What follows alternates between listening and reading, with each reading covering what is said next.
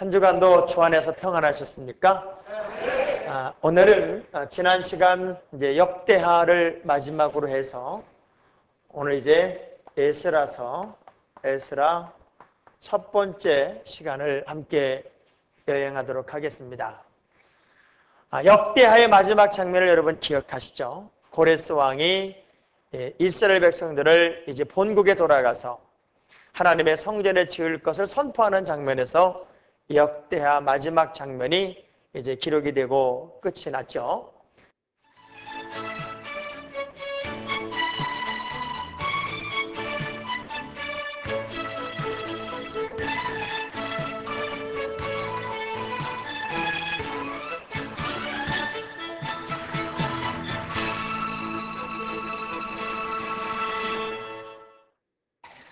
에스라서는 전체가 10장까지 되어 있는데요.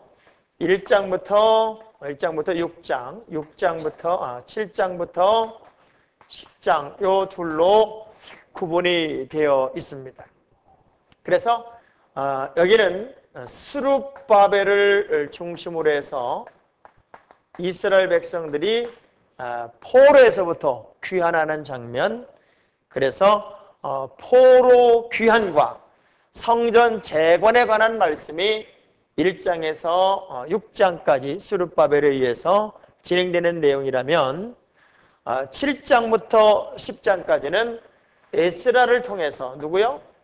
에스라를 통해서 이스라엘 백성들의 침체되었던 어떤 신앙의 재건에 관한 이야기가 7장부터 10장까지입니다. 원래 그 에스라서는 느헤미야서와 주 3세기까지 한 성경이었습니다. 근데 이 한 성경이었던 이 성경이 이제 주 3세기부터 라틴어 번역본부터, 그래서 지금 성경 영어 성경 번역도 마찬가지지만 에스라서와 느헤미야서가 이렇게 분리가 됩니다. 그 에스라서를 이렇게 보다 보면은 대부분이 그 에스라의 1인칭, 그러니까 자기가 자기를 1인칭으로 부르는 것을 보면 저자가 에스라일 것이 거의 확신하다. 이제 그렇게 우리가 이해를 하면서 이제 그 에스라서를 쭉 여행하다 보면은 하나님이 무엇을 기뻐하시고 하나님이 무엇을 좋아하시는 것에 대한 어떤 기준, 삶의 기준들을 우리가 찾게 될 텐데요. 이스라엘 백성들은 이제 남유다와 북이스라엘이 망하고 난 이후에 특별히 그 유다 백성들을 하나님이 구원해내는 과정들을 쭉 기록합니다. 특별히 에스라서를 이렇게 보면은 1장부터 6장까지가 성전 재건, 뭐 재건이요? 성전을 재건하는 이야기라면 7장부터 10장까지는 선민의 재건입니다. 선민, 이스라엘 백성들 선민의 재건이죠. 곧 하나님의 성전이 회복되는 것은 하나님의 백성이 회복되는 것이다. 그러니까 우리의 신앙의 모든 관점, 우리 신앙의 모든 기준이 하나님의 성전의 회복과 함께 우리의 신앙도 회복될 수 있다라고 하는 그런 중요한 의미를 에스라서를 통해서 우리는 찾게 되죠. 특별히 이스라엘 백성들은 3차에 걸쳐서 포로로 잡혀가죠. BC 605년, 597년, 그리고 586년 이 세 차례에 걸쳐서 이제 포로로 잡혀가는데 참 신기한 건요. 돌아올 때도 3번에 걸쳐서 돌아온다고 하는 겁니다. 하나님도 3세번을 좋아하셨나 봐요. 우리 참 3번을 좋아하잖아요. 그래서 3번에 걸쳐서 돌아오게 되는데요. 가장 먼저 돌아왔을 때가 언제냐면 BC 538년 누구를 통해서 1차 귀환하게 되냐면 스룹바벨을 통해서 1차 귀환하게 되는데요. 이때가 바사왕 고레스가 왕이 했을 때고, 이들이 잠시 하나님의 성전을 세우는 것을 멈췄을 때 학계 선지자와 스가랴 선지자가 강력하게 활동하던 당시가 요 1차 포로 귀환 이후의 활동의 내용이었고요. 그리고 나서 BC 458년도에 누구를 통해서 2차 귀환이 되게 되냐면 에스라를 통해서 누구요? 에스라를 통해서 이제 2차 포로에서 귀환하게 됩니다. 그리고 3차는 BC 444년도에 느헤미야를 통해서 3차 포로가 돌아오게 되는데요. 요때가 그 아닥사스다 왕 7년 차, 요때가 아닥사스다 왕 20년 차, 요때 이제 어떤 시차를 두고 이스라엘 백성들이 포로에서부터 돌아와서 하나님의 성전을 회복하게 되고 또 그들의 신앙을 회복하게 되고 또 하나님의 백성으로서의 자리를 온전히 회복하게 되는 아름다운 역사. 그래서 에스라서를 이렇게 연구하고 공부하다 보면은 참 은혜가 되는 게 뭐냐면 하나님은 약속을 이루시는 분이고 하나님은 언제나 믿음의 모든 사람들에게 성전을 중심으로 서게 하시고 또 성전을 중심으로 설 때마다 믿음이 회복되어지고 삶이 회복되어지고 영권, 인권, 물권들이 다 회복되어지는 그런 은혜를 공급한다 하는 사실을 알게 돼요. 그래서 이제 오늘은 이 두 그룹 중에 1장부터 6장까지 수르바벨을 통한 포로 귀환과 그리고 하나님의 성전 재건에 관한 이야기를 여행하도록 하겠습니다.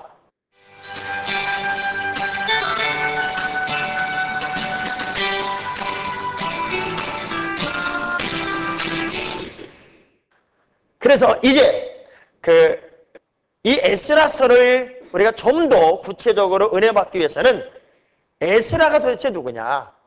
에스라를 이해하는 것이 훨씬 에스라서를 깊이 은혜 받는 데 도움이 됩니다. 그 에스라는 여러분 지난번 우리 역대기를 공부할 때 요시야 왕이 이제 종교 개혁을 했다는 사실을 들었죠.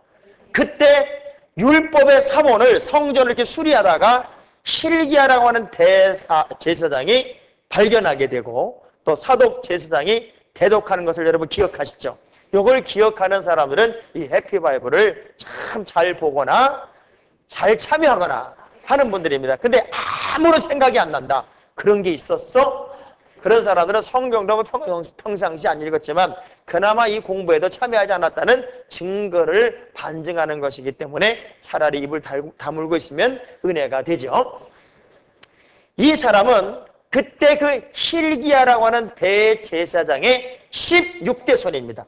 16대 손, 증손이고 다시 말하면 아론의 계보로 따지면 16대 손이 바로 이 에스라라고 하는 사람입니다. 이 사람은 태어날 때부터 제사장이에요. 태어날 때부터 제사장인데 이제 포로 생활을 하다 보니까 제사장이 교회가 없고 또 성전이 없으니까 할 일이 없잖아요. 그러면 대부분 할 일이 없으면 에라 잠이나 자자 그리고 모든 능력이 상실되는데 그런 포로기에도 그는 얼마나 성경을 열심히 연구하고 율법을 얼마나 열심히 연구했는지 7장 10절에 이렇게 보면은요. 에스라가 여호와의 율법을 연구하여 준행하며 율례와 규례를 이스라엘에게 가르치기로 결심하였더라. 그러니까 포로기 이후에 딱 끝나고 돌아오면서부터 그렇게 이미 연구해놓고 이미 공부해놓고 이미 준비해놓은 것으로 이제 이스라엘 백성들을 가르치는데요.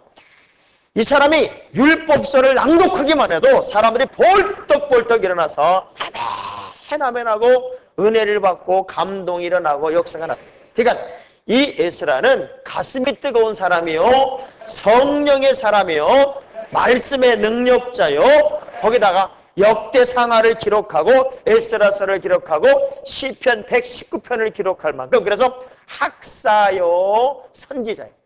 그러니까 그 에스라는 그런 사람입니다. 그 에스라가 활동할 당시의 이야기를 이제 한번 쭉 보자는 거예요. 특별히 1장 1절부터 2장 마지막은요.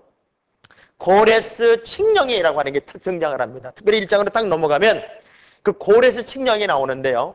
고레스라고 하는 왕이 사실은 이미 예레미야를 통해 예언된 것을 하나님이 고레스를 통해서 이뤄내는 거거든요. 하나님은 이미 예레미야 선지자를 통해서 예레미야 25장 12절 13절 또 예레미야 29장 10절 여기에 이스라엘 백성들이 70년 만에 포로에서 돌아올 것을 예언하셨어요. 자, 한번 우리 다 같이 한번 읽어볼까요? 예레미야 25장 12절, 13절을 한번 읽어보면요. 시작. 나 여호와가 말하노라. 70년이 마치면 내가 바벨론 왕과 그 나라와 갈대아인의 땅을 그 죄악으로 인하여 벌하여 영영이 황무케 하되, 선고한 바 곧 예레미야가 열방에 대하여 예언하고 이 책에 기록한 나의 모든 말을 그 땅에 임하게 하리니. 또 29장 10절에 봐도 나 여호와가 이같이 말하노라. 시작. 바벨론에서 70년이 차면 내가 너희를 권고하여 나의 선한 말을 너희에게 실행하여 너희를 이곳으로 돌아오게 하리라. 그러니까 하나님은 우리 인생들에게 때때로 고난이라고 하는 터널을 통과하게 하고 사랑의 채찍을 대지만 그것이 미워서, 아주 미워서 버리려고, 아주 싫어서 내치려고 고난을 주는 것이 아니라 우리를 다듬고 만들고 작품으로 바꾸기 위한 하나님의 아름다운 계획을 단지 진행하고 있을 뿐이에요. 전 여러분이 오늘 참 어렵다, 힘들다, 하나님 나한테 이런 고난을 줬어요, 그렇게 볼멘 소리 하지 말고, 하나님 어떤 아름다운 선물을 주시려고 주님이 지금 하나님의 설계도를, 하나님의 계획표를 진행하고 있습니까? 하고 차라리 묻는 기도를 드리고, 하나님 저는 70년 싫어요, 7년만 해주세요. 아니면 7년도 싫어요, 7일만 해주세요. 아니요, 7시간 만에 깨달을게요. 그러니까 깨닫고 돌아오면 그게 하나님의 은혜가 되고 축복이 되는 거예요. 자, 우리 옆 사람 각수하면서 7초 만에 깨닫고 돌아옵시다. 7초. 이스라엘의 70년을 포로 생활하고서야 하나님 그 은혜를 사모하고 성전을 사모하게 되고, 하나님이 그들을 돌이켜 세워놓았을 때 정상적으로 살 수 있는 환경이 되었기 때문에 70년이라고 하는 세월을 하나님이 썼어요. 근데 이 방송을 보는 분들이나 여러분들은 하나님이 가장 멋진 걸작으로 빚으시는데 70년 걸리면은 운이 좋은 날 보겠어요. 그러니까 70년까지 가지 말고 그냥 한 7일만 걸리든가, 아니면 정 길면은 한 7주 걸리든가, 그것도 안 되거든 한 7달만이 마지막 노선이 돼서 우리 하나님이 정말 멋지게 여러분을 새롭게 하시고 온전하게 하시고 축복의 인생으로 썼으면 너무나도 좋겠습니다. 자, 우리 다시 한번 옆 사람과 축복하면서 빨리 깨닫고 돌아옵시다. 빨리 깨닫고 돌아옵시다. 그래서 이제 1장으로 딱 가면은, 자, 1장으로 가면은 고레스 칙령이 나오죠. 고레스 칙령이 나오는데요. 이 고레스 왕에 관한 이야기를 이렇게 설명하면서 거기 뭐라고 되어 있는가 하면 고레스가 하나님의 감동을 받았다. 그래서 감동. 하나님의 감동으로. 그러니까 사실은 고레스라고 하는 왕은요, 우리가 일반적으로 생각할 때 신앙이 있는 왕이 아니에요. 정복 국가로서 정복된 나라를 이렇게 다스리는 왕으로서 유화책을 쓰는 거예요. 유화책. 저들의 비율을 좀 맞춰줘서 반항 세력, 저항 세력이 아니라 어떻게 해서든지 우리랑 함께 정책을 나누고 또 그냥 얼른 동화되게 하기 위해서 그 사람들에게 유화책을 쓰는 거예요. 그래서 이들의 소원이 뭔가 봤더니 자기 본토에 돌아가서 성전 세우는 게 소원이거든. 그런데 아무리 그것을 유화책으로 쓴다고 해도요, 마음이 두려우면 못하는 거예요. 그래서 하나님이 이 고레스라는 사람을 마음을 움직였어. 감동을 줬어요. 하나님은요, 쓰시고자 하시면 나귀를 통해서도 교훈하시고 삼남하상 모든 자연을 통해서도 교훈하시잖아요. 바로 그렇게 하나님이 교훈하시는데 고레스의 마음을 감동시켰다는 거예요. 참 멋진 사람은요, 언제나 감동이 있는 사람이야. 오늘도 이 말씀을 여행하면서 막 감동이 생기고 막 감격이 있고, 오늘 이 모임에 오면서 막 감동을 가지고 오는 사람이 있는가 하면, 아, 참 교회는 모임도 많어. 진짜 뭐 이 시간에도 또 와서 성경을 또 여행하자고 그러고, 그냥 새벽에 나와야지, 수요일날 나와야지, 금요일날 나와야지, 또 배랑 안에 부흥회도 한다고 그러지. 그런 거에 대한 감동이 없으면요, 정말 힘들어서 신앙생활 못할 것 같아요. 여러분, 정말 즐거워서 하는 일은요, 힘이 안 들어요. 너무너무 신기해요. 자, 우리 옆 사람과 합수하면서 주님이 주시는 힘으로 삽시다. 네. 이 사람은 하나님이 감동을 주니까 공문과 조서를 다 사용해서 전 나라에 이스라엘 백성들, 유다 백성들은 고국으로 돌아가라는 거예요. 돌아가서 하나님의 성전을 지으라는 거예요. 거기다가 성전에서 이전에 다 포로로 잡아올 때 가져왔던 성전 기명을 다 꺼내가지고 돌려보냅니다. 특별히 1장 8절에 보면은 참 이상한 단어가 두 개 나와요. 고직이라고 하는 단어와 목백이라는 단어가 나와요. 이 보다 보면은 1장 8절에 보면, 근데 이 고직이란 말은 뭐냐면 재무, 재정관, 목백이란 말은 백성의 대표자, 지도자 이런 의미예요. 그래서 그런 사람들을 불러서 이제 성전의 기명을 계수하게 하고 돌려보내기도 합니다. 그러면서 고레스가 자기는 믿음도 없는 사람인데 이 사람이 하나님에 대해서 뭐라고 평가하냐면 이렇게 평가해요. 하나님은 하늘의 신이다. 뭐라 그래요? 하나님은, 고레스가 하는 얘기예요. 하나님은 하늘의 신이고 나로 하여금, 자기로 하여금 천하 만국, 모든 만국을 주셨대. 만국을 주신 분이고, 그건 믿음은 없어도 알기는 뚫어지게 잘 알아요. 만국을 주신 분이고, 거기다가 유다 예루살렘의 모든 성전을 여호와 이름으로 건축하라고 명령하면서 하나님은 참 신이다. 하나님은 참 신이다. 그렇게 말해요. 그러니까 이 고레스가 감동을 받으니까요, 하나님에 대한 이해가 달라지더라고. 전 여러분이 하나님을 오늘도 제대로 만나고 그 하나님과 더불어 동행하는 기가 막힌 삶이 언제나 연결되었으면 좋겠어요. 그러면서 유다 백성들에게는 뭐라고 말하는가 하면 하나님의 백성은 다 유다로 가라 이렇게 말해요. 하나님의 백성은 다 유다로 가라. 내가 자칭 하나님의 백성이라고 생각하거든. 빨리 너희들의 본토로 돌아가라. 가서 뭐 하냐면 하나님의 전을 건축해라. 그러면서 그렇게 가는 너에게 하나님이 함께하기를 내가 원하고, 모든 도움을 나머지 사람들이 거기로 떠나가는 사람들에게 도와줘라. 그리고 하나님의 전을 짓는다면 즐거이 드리는 마음도 너희들에게는 있어야 된다 하는 얘기를 세상에 누가 하냐면 이 고레스라고 하는 왕이, 바사 왕이, 이스라엘 왕도 아닌 유다 왕도 아닌 이 바사 왕이 그렇게 얘기해서 보내줍니다. 그랬을 때 이 이야기를 들은 유다 백성들은요, 유다 백성들 중에 어떤 사람들이 1차 포로 귀환에서 수르바벨과 함께 고국으로 돌아가게 되냐면 이렇게 표현됩니다. 하나님께 감동된 자. 뭐한 자? 보세요. 주의 일은 누가 하는가 봤더니 하나님께 감동된 자 갑시다. 막 감격이 있고 감동이 있고, 전도를 해도 기쁘고 봉사를 해도 기쁘고 정말 좋은 사람들이 있어요. 하나님의 신에 감동된 자들. 그들이 왜냐하면 1차 포로 귀환은요, 1차 포로 귀환은 자원하는 자가 갔어요. 자원하는 자. 다 간 게 아니에요. 그래서 자원하는 자들이 쫙 갔기 때문에 하나님께 감동된 자들이 돌아갔고요. 또 하나님의 전을 건축하고자 일어나는 자. 하나님의 전을 건축하고자. 그러니까 돌아가라. 그러니까 야 고향 간다. 그래서 간 게 아니라 하나님의 전을 건축하고 싶은 마음을 가진 사람들이 거기에 합류하게 되고, 거기다가 자기들의 것을 자원하여 마음껏 드리는 사람들이 거기에 합류하여 돌아가더라는 거예요. 그러니까 하나님의 역사는 자원하는 자, 막 내 것을 주님을 위해 드릴 수 있는 기쁨을 가진 자, 그러니까 하나님의 사람들은요, 그런 역사를 이룰 수 있는 준비된 마음들이 있어야 돼요. 그런 사람들이 돌아갔는데 얼마나 돌아갔냐면 2장에 몇 명이 돌아갔다 하는 그 사람들의 이름이 기록이 됩니다.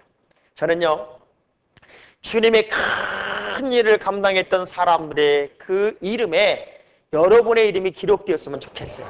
즉 2장에는 사람들의 이름이 쭉 기록이 되는데요, 그 중에 제사장 레위인들의 명단이 집중이 됩니다. 그래서 그 사람이 쭉 돌아오는데 성경에 보니까 얼마나 많이 돌아가냐면 제사장 레위인들을 집중한 회중이라고 표현된 사람들이 한번 따라 42,360명. 42,360명이 이제 회중의 사람이 이 정도 이제 사람이 먼저 돌아가고요. 그 중에 7,337명, 몇 명? 7,337명의 노비가 포함됐고요.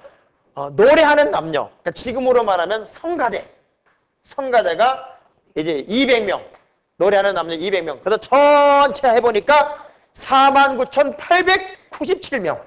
내가 이거를 계산하느라고요. 49,897명, 약 5만 명 정도가 1차로 포로 귀환을 하죠. 이것을 저는 뭐라는 건 선발대.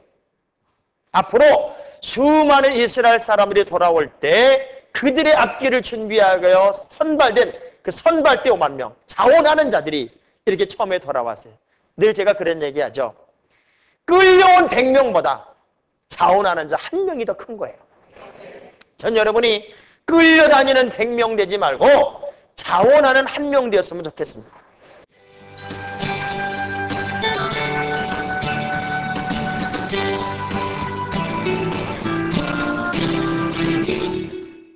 그래서 이제 3장으로 쭉 넘어가 보면 3장부터 6장까지는 이제 성전 건축의 이야기가 쭉 진행이 됩니다.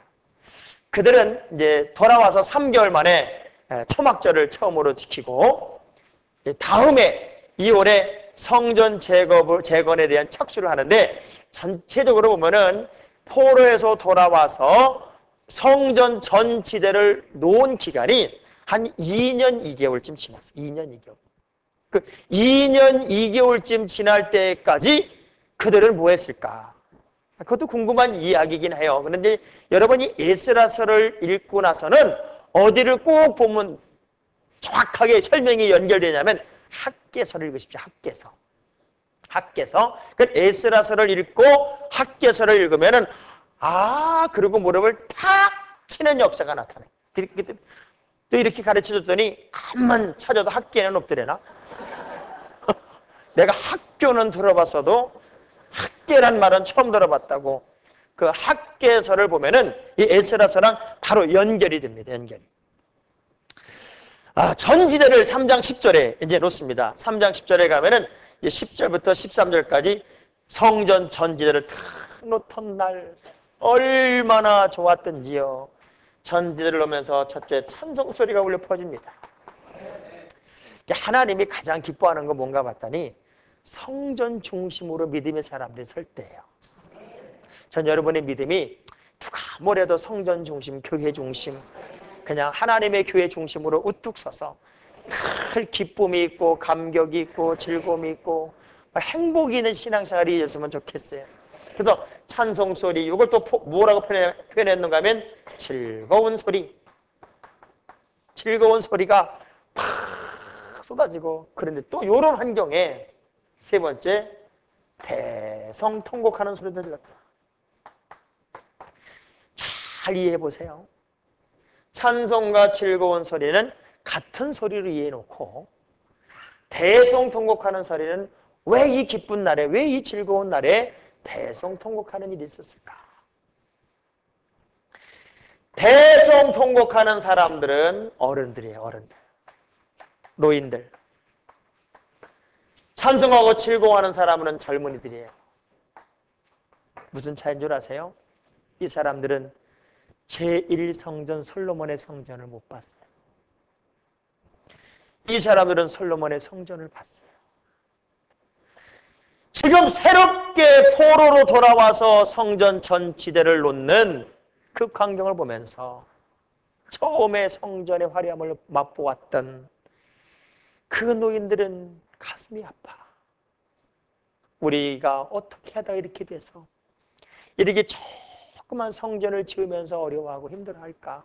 그러면서 대성통곡을 하고, 젊은이들은 돌아와서 그나마 그래도 우리가 성전이라도 짓고 있다는 것에 대해서 감격하고 즐거워하는 거예요. 어느 게 옳은지는 모르지만 저는 아무래도 우리는 신앙의 깊이가 좀 깊어야 돼요. 이게 그래서 두 소리가 워낙 커가지고 이게 즐거운 소리인지 통곡의 소리인지 구분이 잘 안 됐다는 거예요. 여러분, 우리는 즐거움 속에서도 감사함 속에서도 늘 그런 아쉬움이 있어야 돼. 아쉬움. 이만하면 됐지 뭐. 그리고 그냥 내 스스로 만족할 것이 아니라 하나님의 영광을 위한 것, 하나님의 기쁨이 되는 것, 하나님의 성전을 위한 것, 하나님이 좋아하는 것, 그것에 대해서 하나님 이만하면 그냥 만족하세요. 그러지 말고 늘 부족함을 느끼고 늘 죄송함을 느끼고 늘 내가 잘못함을 느끼는 그런 신앙생활이 더 아름답지요. 그래서 감사함 속에, 즐거움 속에 사실은 눈물도 있어야 돼요. 자, 우리 옆 사람 쳐다보면서 언제 울어보셨어요? 언제?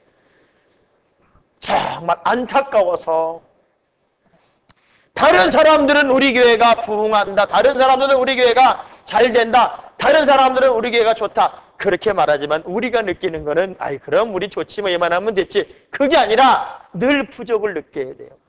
그래서 찬송가 중에도 밤낮 불러서 찬송을 드려도 늘 아쉬운 마음 뿐일세. 늘 아쉬워. 어른들은 늘 아쉬워. 근데 애들은 뭔지도 모르고 좋아해. 우리 그렇게 한번 살아봅시다. 늘 아쉽고 죄송하고 부끄럽고. 그래서 누가 여러분을 칭찬하거든, 누가 여러분을 훌륭하다고 그러거든, 그럼 내가 훌륭하지, 내가 아니면 누가 훌륭하겠어, 그렇게 말하지 말고 부족합니다, 죄송합니다, 이렇게 해야 돼요. 제가 한번 해볼 테니까 우리 연습이라도 한번 해보십시다. 참 신앙생활 잘하시네요. 참 전도도 잘하시네요. 하긴 전도를 해봤어야 대답이 나오죠. 참 인상이 좋으시네요. 그럼요, 늘 죄송합니다, 늘 부족합니다.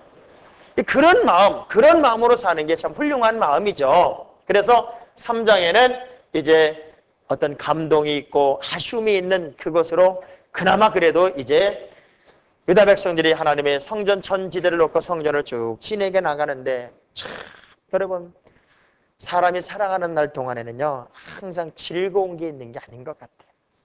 일사천리라는 게 참 없는 것 같아요. 그런 경험 안 느껴봐요? 내가 뭘 하려고 그러는데 그냥 척척척 뭐가 그냥 순서대로 맞아 떨어지면 기분 되게 좋잖아요.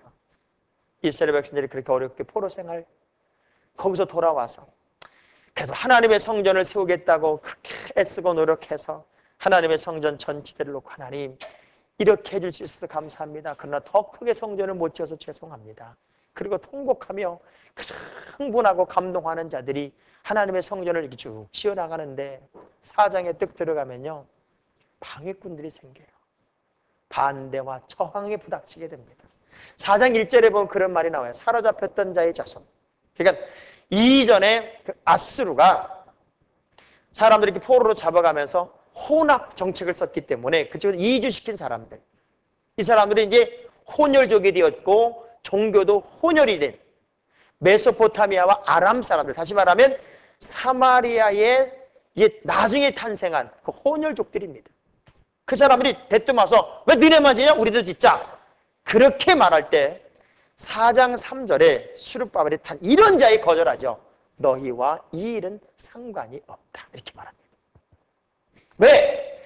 그들이 그걸 짓겠다고 동조하는 것은, 참여하겠다는 것은 그게 좋은 게 아니고 무언가 방해를 놓기 위한 하나의 작전이었단 말이에요. 그러니까 너희들은 이 일과 아무 상관이 없어. 이런 자에 거절을 해버리니까요. 그때부터 4절부터 방해가 시작이 되는데요. 아주 조직적인 방해를 합니다. 조직적인. 그래서 맨 처음에는 아닥사스 왕에게 이제 조소를 올리기도 하고, 그 이전에 뭐 여러 왕들에게도 자꾸 이제 조소를 올리는 거죠. 조소를 올리는데 특별히 아닥사스 왕에게 올린 조소 때문에 성전 재건이 중단이 됩니다. 이놈들이 뭐라고 올리냐면, 왕이시여 가만히 보십시오. 지금 여기는 여기는 늘 그래왔던 땅입니다. 늘 반역을 일삼았던 땅입니다. 그러니 옛날의 기록을 한번 이렇게 살펴보시면 여기는 늘 반역을 일삼았던 땅이기 때문에 저놈들이 성읍을 건축하고 성곽 공사를 마치면 조공도 안 드릴 거고 잡세, 부세도 바치지 않을 것이며 반역을 할 게 뻔합니다. 그러니 저거를 멈추게 해야 됩니다 하고 조서를 올립니다. 조서를 올리니까 아닥사스다라고 하는 왕이 그 조서를 보고서는 눈이 돌아버리는 거예요. 그리고 조사를 해보니까 사실 반역이 있었던 동네예요, 거기가. 그래서 역사를 멈추게 하라! 다시 조서를 내릴 때까지는 모든 성전 재건의 역사를 멈추게 하라! 그리고 딱 멈추게 합니다. 그래서 멈춰졌어요. 언제까지? 다리오 왕 2년까지. 한 16년 동안에 하나님의 성전의 역사가 딱 멈춰져 버렸습니다. 그게 참 희한하죠? 포로에서 귀환할 때도 조서를 통해서 귀환이 되고 멈출 때도 조서로 멈춰지고 나중에 다시 회복이 돼서 성전을 지을 때도 조서로 회복이 되는 걸 보면은 참 신기한 일들이 이 성전 재건의 역사 속에서 나타나게 되죠. 그래서 사장에 그렇게 방해를 받으면서 성전 재건의 역사가 멈춰지고 있을 때 5장으로 툭 넘어오면서 드디어 학계 선지자와 스가랴 선지자가 전 역사를 멈추고 있는 그 유다 백성들을 향하여 팍 심령을 휘갈리기는, 그래서 요 내용에 대해서는 학계서를 보면은 아주 기가 막힌 이야기들이 거기 기록이 되어 있습니다. 꼭 한번 요 에스라서를 보면서 학계서를 꼭 한번 읽어보시기 바랍니다. 아멘. 그래서 그 학계 선지자와 스가랴 선지자가 그렇게 성전 전 지대를 놓고 나서 오랜 세월 동안 성전의 역사를 멈춘 것에 대해서 막 책망을 하면서 다시 그들을 새로운 도전의 사람으로 바꾸게 되고요. 그 당시에 그런 환경일 때 당시 유다에 새로 부임한 닷드네라고 하는 사람이 있어요. 닷드네. 헷드네가 아니라 닷드네라고 하는 사람이 성전 재건의 역사를 다시 한번 확인해 주십시오 하고 다리오 왕에게 편지를 보낸 장면이 이제 5장에 있습니다. 5장에 다시 편지를 보내면서 지금 이 이스라엘, 이 유다 백성들이 성전을 재건하는 것은 원래 큰 왕이 세웠던 성전, 그러니까 솔로몬 왕이 세웠던 성전을 재건하는 겁니다. 재건. 그리고 이것은 중간에 멈춰진 이유가 어떤 조소 때문에 멈춰졌는데 멈춰져서는 안 되는 이유는 바사 제국을 정복 통일했던 고레스 왕에 의하여 지어지도록 허락이 되었던 것이니 다시 한번 왕들이 내렸던 명령서를 한번 조사해 보십시오. 그래서 기명을 해준 것이니까 한번 조사해 보시기를 바랍니다. 그리고 나서 그것이 확인되거든 다시 성전을 지으라고 조서를 내려주시기 바랍니다 하고 탄원을 하게 되죠. 탄원을. 그래서 그거를 다리 왕이 쭉 읽어보니까 맞아요. 맞아. 그 말이 맞는 거예요. 그래서 다시 다리오 왕이 고레스 원년에 그 모든 것을 조사하고 나서 다시 조서를 내려서 모든 이스라엘 백성들에게 하나님의 성전을 다시 세울 것을 명령합니다. 그래서 6장에 가면 다리오 왕 6년에 이제 그 성전을 지을 것을 다시 명령하게 되고 그 다리오 왕의 그 조서가 쫙 설명이 되는 장면이 이제 6장에 있습니다. 자, 거기 보면은 7절에, 특별히 7절에 보면은 이렇게 표현됩니다. 하나님의 전 역사를 막지 말고 건축하게 하라. 모든 사람들은 지금 다시 저 유다 백성들이 하나님의 성전을 다시 세울 수 있도록 막지 마라. 그리고 건축하게 하라. 그리고 서편 왕의 재산 중에서 왕의 세금 중에서 경비를 주어서 성전을 재건하게 하고 모든 재물 제사장의 소총대로 다 들어줄 뿐만 아니라 하나님께 날마다 재물을 들여서 왕과 왕자들의 생명을 보존하도록 기도해라. 그리고 만일 내가 이 내린 명령을 누가 변개하거나 바꾸거든 아주 죽여버려라. 하나님의 성전을 방해하는 자는 멸하기를 원한다. 그리고 내가 지금 조서를 내린 이 명령을 유다 백성들은 신속히, 그리고 바사 왕국은 신속히 수행해서 성전을 짓도록 해라. 그런 다리오 왕의 조서가 탁 떨어지면서 이제 유다 백성들이 성전 재건을 다시 시작하게 되는 거죠. 하나님의 역사는요, 세상에 어떤 세력이 막으려고 해도 막아지는 게 아닙니다. 잠시 멈추기는 할 수 있어도 그것을 막을 수는 없어요. 여러분이 주님의 영광을 위해 살아간다면 어떤 어려움과 염려와 문제거리들이 여러분의 앞길을 잠깐 막을 수는 있어도 영원히 막을 수는 없는 거예요. 왜? 내 하나님이 나와 함께 하시니까. 오늘도 뚫어버리고, 오늘도 넘어버리고, 오늘도 다시 한번 도전해서 하나님께서 나에게 이미 주신 약속의 말씀들을, 이미 나에게 허락한 축복의 말씀들을 내 것으로 만들어가는 믿음의 능력이 여러분에게 있게 되기를 바랍니다.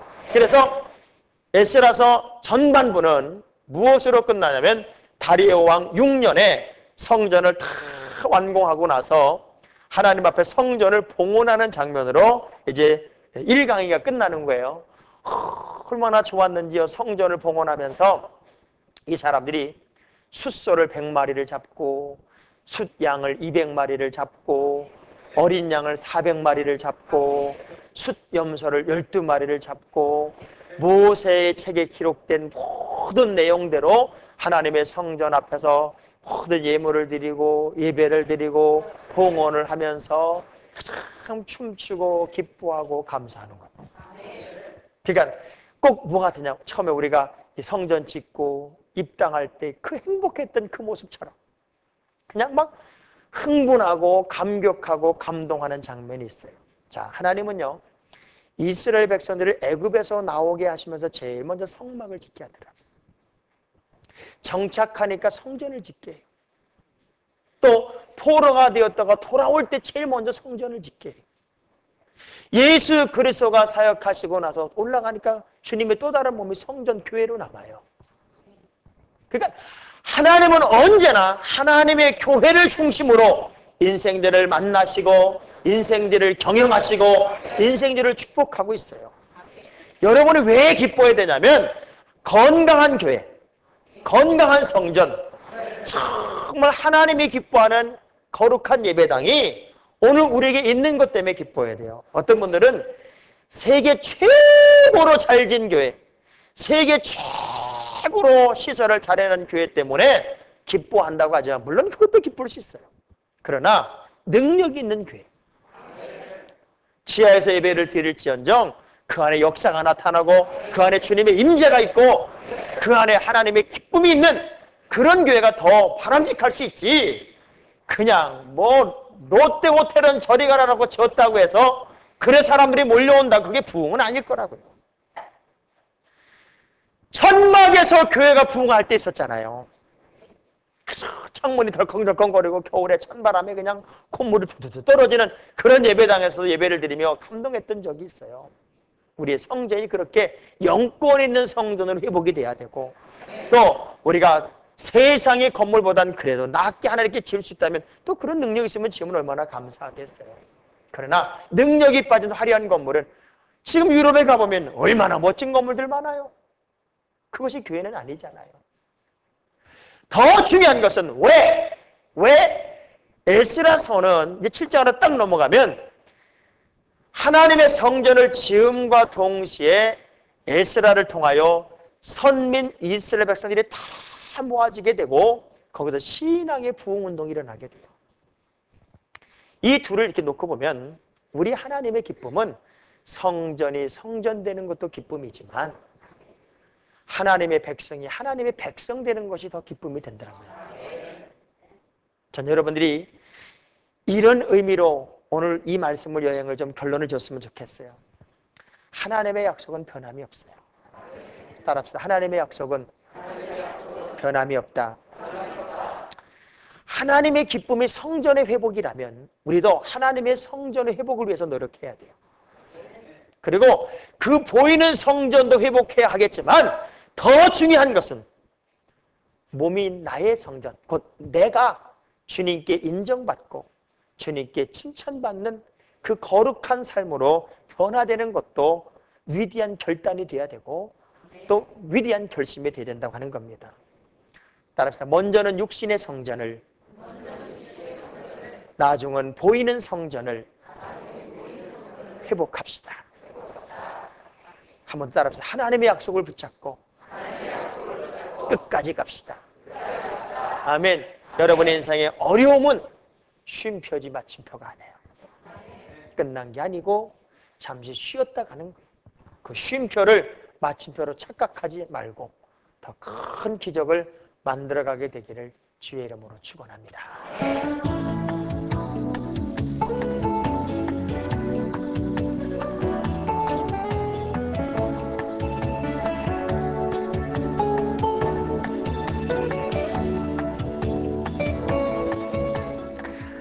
남유다 왕국에는 그래도 선한 왕이 있었는데 왜 솔로몬이나 다윗처럼 하나님의 인정을 받지 못했는가 하는 것이 궁금합니다 하는 질문을 해왔습니다.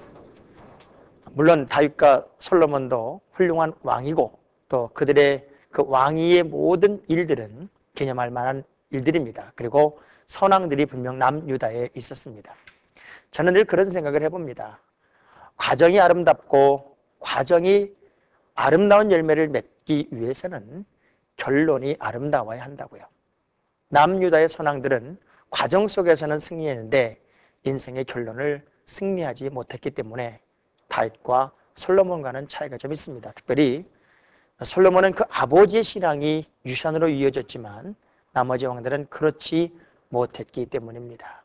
전 여러분이 이 질문에 대한 해답처럼 여러분의 삶 속에 정말 아름다운 인생의 결론을 위해서 오늘도 최선을 다했으면 좋겠다 하는 생각을 해봅니다. 다음 주에는 에스라서 2편에서 여러분과 만나겠습니다. 하나님의 백성의 영적 개혁, 성전을 회복하고 성전을 완공한 이후에 58년이 지난 이후에 그들이 변질된 신앙, 변질된 삶을 어떻게 바꾸었는가 하는 아름다운 이야기에서 여러분과 만나겠습니다. 다음 주에 기쁨으로 만나겠습니다.